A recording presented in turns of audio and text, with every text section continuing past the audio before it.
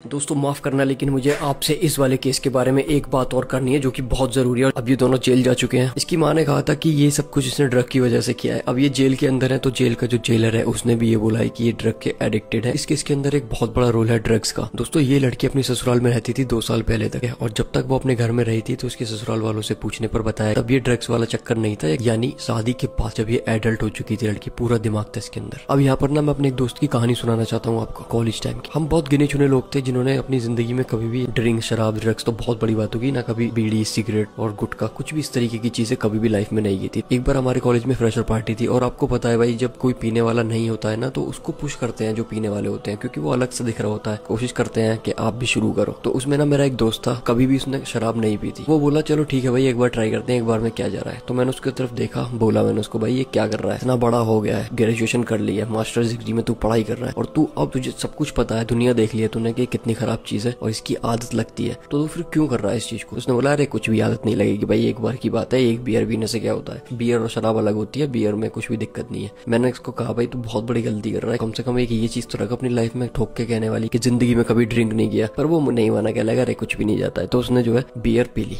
वो दिन है और आज का दिन है, मतलब 6-7 साल 8 साल हो गए हैं। अब वो एडिक्टेड है, समझ रहे हो। बस एक गलती की थी उसने, जैसा कि मैंने पिछली वाली वीडियो में कहा था, लोग अपने आप को शक्तिमान समझ लेते हैं, सोचते हैं कि जो लोगों को आदत लगी हुई है वो तो सब पागल है, हमें कुछ नहीं होगा। उसने बस एक गलती की, उसने ये सोचा कि मैं ट्राई कर लेता हूँ, मुझे कुछ भी नहीं होगा, मेरा जब मन होगा मैं छोड़ दूंगा। भाई ये नशा मुक्ति केंद्र, ये चीजें ऐसी थोड़ी बनी हुई है, ये रियल है, ये बीमारी रियल है भाई। और जब ये चीज हावी होती है ना तो ये काम होता है जो अभी हुआ है, कि इंसान की लाइफ में टेंशन आती है, और जो आदमी एडिक्टेड होता है तो वो उसका एडिक्शन बढ़ता ही बढ़ता है हमेशा, वो क्योंकि उसी तरफ भागता है, लेवल जो है ऊपर जाता रहेगा उसके एडिक्शन का, और लास्ट टाइम ये आएगा कि वो दूसरी चीजों पे जाएगा। कभी भी कोई भी आपके हाथ पैर बांध के कुर्सी पे बिठा के आपका मुंह खोल के कोई भी नशे नहीं कराएगा, कोई ड्रग नहीं देगा, कोई शराब, कोई बीड़ी, कोई गुटखा दे नहीं सकता आपको। ये इंसान खुद ही करता है। बहुत ज्यादा चांसेस होते हैं जब आदमी इसकी शुरुआत कर रहा होता है ना, उस वक्त वो मेंटली वीक होता है, परेशान होता है, स्ट्रेस में होता है। स्ट्रेस, एंग्जाइटी, परेशानी सिर्फ और सिर्फ जब दिमाग तुम्हारा वीक होता है, तुम मेंटली वीक होते हो, तभी तुम्हारे ऊपर हावी होती है। इसीलिए मैं सबसे ज्यादा फोकस करता हूँ कि आप मेंटली स्ट्रांग बनो, दिमाग को अपना ऐसा मजबूत करो कि जिंदगी में कोई भी परेशानी आए आप कभी भी निराश हताश ना हो, और हमेशा अपने आप को स्ट्रांग रखो। आज की वीडियो के लिए बस इतना ही, मिलते हैं कल के अपना दोस्तों को।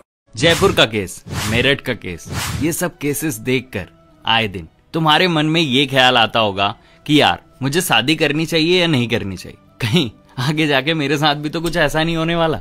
यार देखो, तुम्हारे मन में ये ख्याल आना सही भी है, लेकिन इस दुनिया में जहां मुस्कान और निकिता और ना जाने ऐसी कौन कौन सी लड़कियां जो अपने प्यार की वैल्यू समझती नहीं है और अपने पार्टनर के साथ ऐसा कुछ कर जाती है जो कि बहुत गलत है, लेकिन इसी दुनिया में सृजना सुवेदी जैसी लड़कियां भी हैं, तुम्हें छोड़कर कभी नहीं जाने वाली। भले तुम्हें कुछ भी हो जाए, वो तुम्हारे हर एक मुश्किल वक्त में तुम्हारा साथ देंगी। इसीलिए कभी भी सबको एक जैसी नजर से मत देखो। इस दुनिया में बहुत अलग अलग तरीके के बहुत अच्छे और बहुत बुरे लोग भी रहते हैं, और क्या पता तुम्हारी शादी जिससे हो वो पार्टनर तुम्हारा बहुत ज्यादा खूबसूरत हो।